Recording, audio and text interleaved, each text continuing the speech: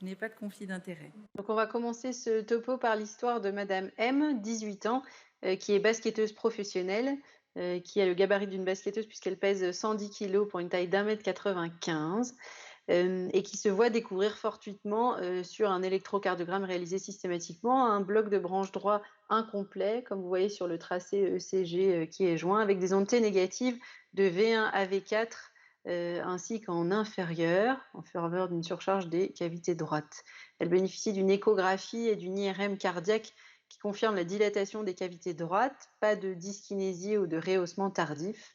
Elle bénéficie d'un Holter ECG qui retrouve un épisode de TVNS de 5 complexes et elle est adressée dans ce contexte pour une suspicion de dysplasie arythmogène du ventricule droit. Vous avez ici son échographie où on voit en parasternal grand axe la dilatation des cavités droites, en apicale 4 cavités, ce VD très dilaté, très trabéculé, en petit axe l'aplatissement en diastole de la courbure septale, la dilatation également de l'oreillette droite, le gradient au DVD qui n'est pas élevé en faveur de l'absence d'HTAP, l'évaluation de la fonction de ce ventricule droit était normale, avec ici le strain qui était également normal. Alors pour commencer ce topo, il est important de définir cette dilatation des cavités droites, même si on utilise classiquement les critères de DAVD. La définition de ce papier de 2010 est sur un VD mesuré en longitudinal à plus de 86 mm, en base à plus de 42 mm et la partie moyenne à plus de 35 mm. La dilatation de l'anneau est définie comme une chambre de chasse à plus de 27 mm et la dilatation des cavités droites avec une surface de l'OD à plus de 18 cm², la longueur à plus de 53 et le diamètre à plus de 44 mm. Il y a également une définition pour les mesures en 3 dimensions qui sont plus petites chez la femme à 44 ml/m² que chez l'homme à 87 ml/m², et puis des cut-offs qui sont un peu différents, un peu plus élevés en IRM et en scanner. Alors, les étiologies à évoquer devant un ventricule droit dilaté sont de 3 types. Il faut d'abord regarder donc cette courbure septale. Et lorsqu'on a un aplatissement de la courbure septale en systole, il faut évoquer une surcharge pressive dont on ne va pas parler aujourd'hui. Classiquement, et ça on ne passe pas à côté, l'hypertension pulmonaire, l'embolie pulmonaire aiguë, et vérifier si on n'a pas d'argument clinique pour cela, qu'il n'y a pas de sténose valvulaire pulmonaire. Ensuite, on va regarder cette courbure septale et s'il n'y a pas d'aplatissement en systole, mais plutôt un aplatissement en diastole, il faut suspecter une surcharge volumique. Vous avez ici sur cette boucle bien l'aplatissement de la courbure septale en diastole qui doit faire évoquer 3 diagnostics, soit une fuite tricuspide, soit une fuite pulmonaire, soit un shunt à l'étage auriculaire de type CIA ou RVPA par argument de fréquence chez ces sujets jeunes. La troisième pathologie à évoquer, la troisième étiologie devant un ventricule droit dilaté est la pathologie myocardique du ventricule droit, où vous avez ici une courbure septale qui est tout à fait normale en systole et en diastole, mais c'est le ventricule droit lui-même qui est pathologique et qui explique la dilatation du VD dans les cas de dysplasie arythmogène du ventricule droit ou d'infarctus du ventricule droit. Ici, ce très beau papier qui date de 2017 et qui montre bien l'évolution en systole et en diastole. Ici, à droite, vous avez l'écho qui correspond à notre patiente avec une surcharge en diastole, mais en systole, une courbure septale qui est tout à fait normale. À gauche, vous avez la surcharge pressive avec une courbure septale qui est aplatie en systole, mais qui est bien ronde en diastole. Chez notre patiente, il faut donc évoquer une surcharge diastolique et rechercher un shunt. Alors, on a recherché cette CIA en échographie. Il faut donc faire la coupe petit axe pour rechercher ici le shunt qu'on verrait très bien en rétro-aortique. En coupe apicale 4 cavités, on est très perpendiculaire au flux, donc c'est plus difficile à voir. Donc il faut faire la coupe sous-costale. La coupe sous-costale est souvent difficile pour les cardiologues adultes, mais finalement, c'est la coupe que l'on fait quand on recherche une dilatation de la veine cave inférieure. Et si on regarde un peu plus bas sur l'image, c'est-à-dire un peu plus haut vers la veine cave supérieure, on arrive très bien à dégager la cloison interauriculaire avec l'oreillette gauche et l'oreillette droite, comme vous voyez sur le dessin, et donc rechercher des CIA à cet endroit-là, les CIA ostium secundum, voire les CIA sinus venosus peuvent être très bien vus dans cette coupe sous-costale qu'il est impératif de réaliser. Juste une petite digression, parce que c'est important, cette coupe bicavale que ceux qui font de l'ETO font assez facilement à 90-100 degrés. Vraiment, il faut se forcer chez les sujets qui sont échogènes à les chercher, parce que c'est très informatif pour la recherche de CIA. Ici, vous avez une image d'un patient qui avait donc une CIA ostium secondum entre l'oreillette gauche, l'oreillette droite, avec un rebord cave inférieur et un rebord cave supérieur. Donc ma première question, et là vous allez pouvoir flasher le QR code, chez cette patiente, donc notre basketteuse avec cet aplatissement diastolique de la courbure septale, est-ce que, il n'y a pas de CIA sur l'échographie cardiaque qu'on a fait de manière complète et donc on peut conclure à l'absence de shunt et il faut chercher une autre cause de dilatation des cavités droites type DAVD en faisant des potentiels tardifs et un dépistage génétique? Est-ce que 2, ça ressemble quand même fortement à une surcharge volumique et il faut chercher un shunt qu'on ne voit pas et calculer le QP sur QS pour le confirmer? Est-ce que 3, on doit compléter par une imagerie en coupe, type angioscanner, ou faire relire l'IRM dont avait bénéficié cette patiente? Ou 4, même en l'absence d'argument pour une HTAP, devant la dilatation des cavités droites, il faut faire un cathé droit systématique pour éliminer une HTAP. Donc je lance le vote. Hop. Et je vous laisse voter sur vos téléphones avec le QR code. Super, ça marche. Je ne sais pas si toi, Xavier, tu vois le nombre de gens qui répondent sur ton écran. Non. Je vous laisse encore 5 secondes. Le nombre de votes augmente progressivement, là, c'est bien. Ok, on va terminer le vote. Et donc, les réponses étaient les suivantes. Bien sûr, si vous ne voyez pas la CIA en écho complète, ça n'élimine pas complètement le shunt. Ça ressemble vraiment à une surcharge volumique. Il faut calculer le QP sur QS. Il faut faire une imagerie de coupe pour aller rechercher ce shunt. Et là, on n'avait vraiment pas d'argument en écho pour une hypertension pulmonaire, donc il n'y a pas d'intérêt de lui faire de cathé droit.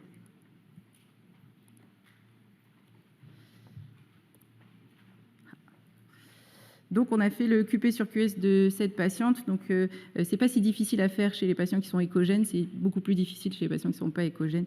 Ici, on mesure la chambre de chasse pour obtenir la surface de l'anneau aortique multipliée par l'ITV sous-aortique. Et vous voyez ici une chambre de chasse pulmonaire qui est très dilatée avec un anneau qui fait 30 mm pour un anneau aortique qui en faisait 21, multiplié par l'ITV sous-pulmonaire pour avoir le volume d'éjection pulmonaire. Et on fait le rapport et on tombe sur un QP sur QS à 2,3. Donc, je vous rappelle que le QP sur QS normal est à 1 et le shunt est jugé comme significatif au-delà de 1,5. Donc, cette patiente a vraiment un shunt significatif qu'il va falloir aller trouver. Et donc, on lui a fait un scanner complémentaire qui avait mis en évidence un retour veineux pulmonaire anormal. Donc, cette veine pulmonaire qui, au lieu d'aller à l'oreillette gauche, se jetait dans la veine cave supérieure. Et quand on a fait relire l'IRM, on confirmait bien que cette veine pulmonaire arrivait dans la veine cave supérieure. Sur la présence de ce shunt significatif, elle a été prise en charge chirurgicalement avec une finalisation des veines pulmonaires à l'oreillette gauche par une CIA sinus venosus qu'on ne voyait pas en échographie cardiaque qui était haute située et elle a pu continuer sa carrière professionnelle. Donc la CIA et le RVPA, c'est facile quand c'est une CIA ostium secondum qui est en plein milieu du septum. C'est aussi facile quand c'est une CIA ostium primum qu'on peut voir facilement en cas de cavité en échographie cardiaque ou en IRM, mais c'est beaucoup plus difficile lorsqu'elle est haut située de type CIA sinus venosus, bas située de type sinus venosus inférieur ou du sinus coronaire. Et donc, il ne faut pas hésiter chez ces patients qui ont vraiment une écho qui évoque une surcharge volumique à faire des bilans complémentaires, à faire une ETO complémentaire, à faire une IRM et à référer ces patients avant d'évoquer des diagnostics plus rares comme la dysplasie arythmogène du ventricule droit. Vous avez sur cette coupe de TO l'oreillette gauche ici, l'oreillette droite et puis un shunt par une CIA qui est haute située, à l'arrivée de la veine cave supérieure ici et on voit l'arrivée d'une veine pulmonaire, le petit flux rouge ici, dans la veine cave supérieure. Donc, le diagnostic qui était évoqué chez cette patiente jeune, c'était la dysplasie arythmogène du ventricule droit, qui est une myocardiopathie d'origine génétique avec une mutation dans les protéines du desmosome, dont la pénétrance est incomplète. Les cellules musculaires du ventricule droit sont remplacées par de la fibrose et de la graisse. La prévalence est beaucoup plus faible, avec une prédominance plutôt masculine et un âge moyen au diagnostic de 31 ans. La dilatation s'aggrave avec l'activité physique, raison pour laquelle chez cette basketteuse, c'était le diagnostic qui avait été évoqué. Le diagnostic est parfois difficile avec un faisceau d'arguments, il faut faire différents examens, échographies, surtout l'IRM, parfois des tests pharmacologiques, et puis la génétique qui est positive dans 50% des cas. Vous avez sur cette IRM un ventricule droit très dilaté avec une akinésie de toute cette paroi, des quasi-logettes ici en apicale, et puis le rehaussement tardif qu'on voit en IRM. typiques des dysplasies rythmogènes du ventricule droit. Les critères échocardiographiques, je vous les ai remis, mais ils n'ont pas changé. Ça, c'est le PNDS de l'HAS de 2021. Il faut akinésie, dyskinésie ou anévrisme, comme on peut voir ici, en cas de cavité, associé à des éléments de dilatation. Donc le ventricule droit à plus de 32 mm mesuré en parasternal grand axe, ou l'infundibulum à plus de 36 mm mesuré en parasternal petit axe, et une altération de la fraction de raccourcissement à moins de 33%. Ça, c'est pour les critères majeurs. Et puis, vous avez les critères mineurs à droite. Chez cette patiente jeune, avant d'évoquer une dysplasie rythmogène du ventricule droit, qui est un diagnostic donc rare, je vous dis c'est 1 pour 2000 à 5000, alors que la CIA, ça fait partie des cardiopathies congénitales les plus fréquentes. On pense que c'est une maladie de l'enfant ou du jeune enfant, mais il faut savoir que 30% des CIA sont découverts après l'âge de 18 ans. L'ECG n'est pas toujours facile dans la dysplasie rythmogène du ventricule droit, mais quand on a une dilatation des cavités droites ou l'évocation d'une dilatation des cavités droites sur l'ECG, il faut penser à la CIA. Pensez à faire le QP sur QS, qui n'est pas si difficile que ça et assez informatif chez les patients échogènes. La prédominance, c'est plutôt des femmes pour la CIA, alors que c'est plutôt des hommes pour la dysplasie. Pensez aussi au niveau des symptômes. C'était une patiente qui était strictement asymptomatique, basketteuse professionnelle. C'était un dépistage fortuit sur l'ECG, alors que souvent les dépistages de DAVD sont plutôt des patients symptomatiques, même si on a de plus en plus de dépistages sur des dépistages familiaux. Et puis, il n'y a pas de mutation génétique, enfin, il n'y a pas de recherche génétique qui est faite systématiquement dans les CIA, parce qu'on retrouve rarement des mutations, qu'on retrouve également pas très souvent dans les dysplasies, uniquement dans 50% des cas. Voilà pour ce premier cas clinique.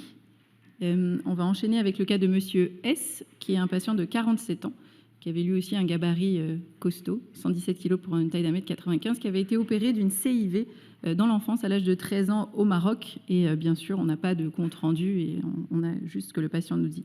Il y a la notion d'anévrisme des artères pulmonaires et puis de notion d'HTAP, mais pas d'histoire de cathé droit dans son dossier.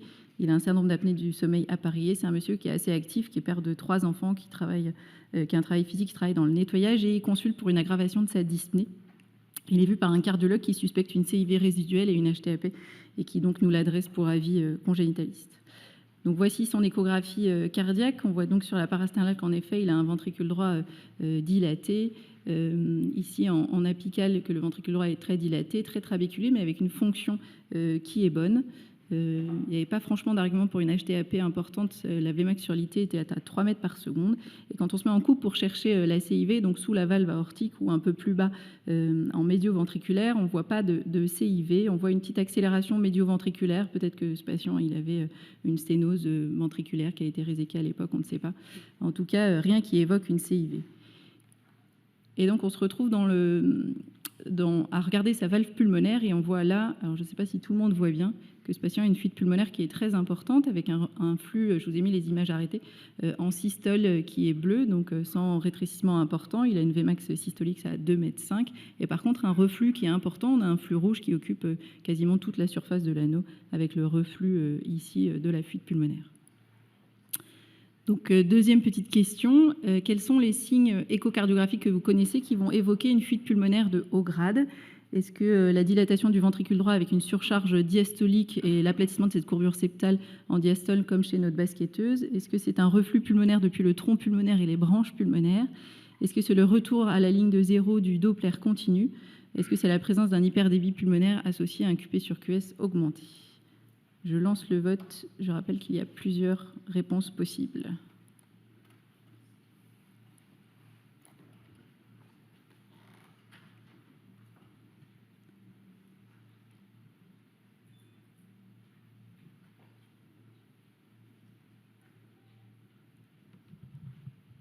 C'est la deuxième et dernière question. Vous pouvez voter, vous tromper.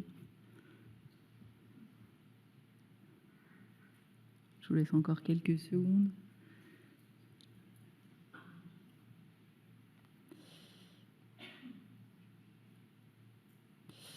OK. Donc toutes les réponses étaient bonnes. Et on va voir après pourquoi. Donc chez ce patient, on est toujours dans le cadre, comme vous le voyez sur l'image d'écho ici, de surcharge volumique avec un aplatissement en diastole de cette courbure septale. Donc il faut évoquer la présence d'un shunt qu'on n'a pas trouvé chez lui, et sinon d'une fuite tricuspide ou d'une fuite pulmonaire. La fuite pulmonaire est souvent séquelaire d'une chirurgie dans l'enfance. C'est classique dans la tétralogie de Fallot. C'est aussi le classique dans les sténoses pulmonaires. Donc ce patient a probablement eu une sténose pulmonaire qui a dû être dilatée par le chirurgien. Souvent c'était des dilatations à la bougie, donc on est très content de l'ouverture valvulaire, mais on laisse des fuites pulmonaires séquelaires, et donc c'est très important d'aller regarder les voies droites de ces patients qui ont été opérés dans l'enfance. Donc les critères pour l'IP de haut grade, c'est bien sûr la dilatation du VD avec la surcharge diastolique et l'augmentation du QP sur QS. Alors chez ce patient de 50 ans qui a un anneau qui était plus difficile à mesurer, c'était plus difficile, mais on peut le faire. Le Doppler couleur est très informatif, donc on a vu, et c'est dans les critères, que le rapport entre la vena contracta sur la taille de la chambre de chasse du ventricule droit à plus de 0,5 est un critère du IP de haut grade. Ce patient, il a un reflux qui occupe quasiment toute la surface de l'anneau. Il a un reflux qu'on voit ici commencer au niveau du tronc pulmonaire, mais qui vient aussi des branches pulmonaires. Alors si on tire un Doppler pulsé dans les artères pulmonaires, on aura un flux systolique, et puis on a un reflux diastolique. Ça veut dire qu'à chaque diastole, le flux repart depuis les branches pulmonaires jusqu'au ventricule droit. Ça, c'est un critère pour une IP de haut grade. Et quand on tire le Doppler continu, on n'a pas le flux diastolique d'IP ici. On a un flux qui revient à la ligne de 0, comme vous voyez ici, et puis un temps de demi-pression qui est court, à moins de 100 millisecondes, qui sont également des critères pour une IP de haut grade. Alors comment on va prendre en charge ce malade? Si vous les regardez dans les recommandations sur les valvulopathies, et on l'a dit ce matin, vous ne les retrouverez pas dans les guidelines des valvulopathies de l'ACC ou de l'ESC de 2020, parce que la valve pulmonaire, c'est un peu la valve oubliée. Par contre, elle est bien dans les recommandations de congénital adulte. Et donc, il faut aller revalvuler ces patients qui sont symptomatiques. Donc, c'était le symptôme de ce patient. Il faut les revalvuler de manière percutanée dans la mesure du possible quand l'anatomie le permet. Malheureusement, ce patient avait un anneau très dilaté à 38 mm. Les plus grosses valves qu'on peut mettre actuellement sont autour de 30 mm, même si on commence à mettre un tout petit peu plus grand depuis récemment. Il faut revalvuler les patients, s'ils ne sont pas symptomatiques, les tester à l'effort pour vérifier qu'ils ne sont pas symptomatiques. Vérifier que le ventricule droit n'est pas trop dilaté s'ils sont asymptomatiques ou qu'il n'y a pas une dysfonction débutante. Donc, c'est des patients qu'il faut suivre en IRM. Et donc, ce patient a eu une homogreffe pulmonaire, et vous voyez ici que ça, c'était avant, et qu'après, il a un beau flux bleu et pas de fuite pulmonaire. Donc, c'est un très bon résultat chirurgical. Je vais terminer ma présentation sur quelques slides sur la maladie d'Epstein, qui rentre donc, qui donne des ventricules droits dilatés avec des surcharges volumiques. La physiologie et l'absence de délimitation des feuillets septal et postérieurs de la tricuspide. Vous avez ici l'oreillette droite, ici l'anneau fonctionnel, et vous voyez que la tricuspide peut s'insérer beaucoup plus apicale, et donc l'anneau tricuspide va être décalé plus dans le ventricule droit. C'est souvent des cardiomégalies assez impressionnantes sur les radios. On voit ici en IRM le décalage très important de l'insertion de cette tricuspide. En parasternal grand axe, la dilatation des cavités droites, et quand vous becquez pour voir les cavités droites, vous attendez à trouver ici l'insertion du feuillet septal, et il est très très décalé avec ce qu'on appelle la partie atrialisée du ventricule droit ici qui est dilatée. C'est une maladie qui est rare, c'est 1 sur 9000 naissances et moins de 1% des cardiopathies congénitales. C'est une maladie qui est mal connue des cardiologues adultes parce qu'on a souvent ou des formes sévères anténatales ou à la naissance, et puis souvent des formes mineures qui peuvent rester très souvent asymptomatiques. La définition, c'est le décalage mitro-tricuspidien en apical 4 cavités à plus de 8 mm par mètre carré. Vous avez ici un Epstein qui avait un décalage pas très important, ici un Epstein avec un décalage beaucoup plus important, avec des fuites importantes dans les deux cas. Il y a classiquement une CIA associée, plus rarement CIV, sténose valvulaire pulmonaire ou aspect non compacté du ventricule gauche. Et c'est des patients qui restent très longtemps asymptomatiques jusqu'à ce qu'ils fassent de l'arythmie, parce qu'ils ont souvent des voies accessoires multiples qui peuvent aggraver leur cyanose dans le temps, voire l'apparition plus tard d'insuffisance cardiaque droite. La prise en charge, c'était juste pour information. Ça ne passe pas. A été révolutionné ces dernières années par la technique chirurgicale de Cohn. Donc on opère les patients qui sont symptomatiques avec une objectivation à l'épreuve d'effort cardio-respiratoire. Ils doivent être opérés par des chirurgiens qui ont l'habitude de cette technique. Et puis pareil, avec un suivi en IRM pour ceux qui ne sont pas symptomatiques. On peut les opérer quand on a une dilatation qui devient plus importante du ventricule droit et une réduction de la fonction. Donc vous avez ici la vue de l'oreillette droite avec la partie atrialisée du ventricule droit, cette valve qui est très apicalisée. Le chirurgien va détacher tous les contours de cette valve et puis il va plicaturer la partie atrialisée et réinsérer cette valve sur l'anneau fonctionnel en plicaturant ici cet anneau pour la rapprocher au plus d'une valve tricuspide classique. Donc en conclusion, quand vous avez un ventricule droit dilaté, il faut bien penser à est-ce que c'est une surcharge pressive, est-ce que c'est une surcharge volumique ou est-ce que c'est une pathologie du ventricule droit. Quand vous avez une surcharge volumique, c'est important de calculer le QP sur QS qui peut vous orienter vers un shunt et ou confirmer une fuite pulmonaire. Chez les patients qui ont des antécédents de chirurgie cardiaque dans l'enfance, il faut bien regarder la valve pulmonaire et ne pas hésiter à les référer. L'imagerie de coupe dans le ventricule droit est très importante. L'IRM est un outil indispensable pour évaluer de manière complète ces ventricules droits et mesurer les volumes de manière précise par des radiologues qui ont l'habitude de regarder ces ventricules droits. Merci beaucoup.